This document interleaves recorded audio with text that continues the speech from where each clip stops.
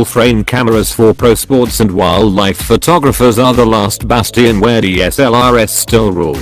But the Sony A9, $4,195 at 42nd Street Photo, looks like it has the chops, if not to bring their reign to an end, to at least make significant inroads into the territory held by the Canon EOS 1D and Nikon D5 series models. In addition to a maximum continuous shooting speed of 20 frames per second matched by a 693-point phase detection autofocus system, the A9 brings in body image stabilization, something those dSLRs lack.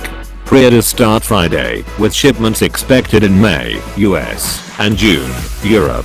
The body will cost $4,500, which may sound like a lot, but is actually pretty reasonable. And it's effectively a lot more expensive in the UK and Australia, where it will be £4,500 and AU $7,000. Size. This one's a no-brainer. Given similar capabilities and quality, smaller is better. The E-mount lenses are substantially more compact than those for full-frame dSLRs, making the whole kit and caboodle much more manageable. Verdict: oh yeah. My back usually aches after a couple of hours hoisting something like the D5. I could have shot with the A9 and the 70-200mm GM lens all day. Speed. For action photography, frame rate is important, but so are autofocus and auto exposure speed and accuracy, as is the speed with which the camera can write to the card. Because it uses an electronic, rather than a mechanical shutter, Sony's 20 FPS outpaces its DSLR competitors.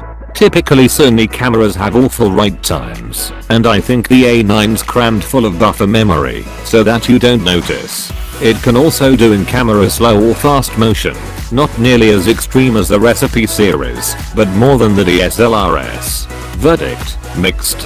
The ability to do even 120 FPS slow motion in HD is great and looks good. The autofocus tracking works really well for the most part, though it's really frustrating when it lags just a little. If you're going to rely on it, you need to figure out when it's going to let you down and compensate. And the auto exposure system needs to get a boost to sync up better with the autofocus, such as with some sort of tracking zone AE. Finally, I was right about the right speed. While you don't notice most of the time, if you shoot a longish burst, especially of RAW or RAW plus JPG, and then try to switch to video, it simply can't dump the buffer to the card fast enough. And if you're splitting the JPGs and RAWs to the different cards, the slow write speed of one slot holds you back.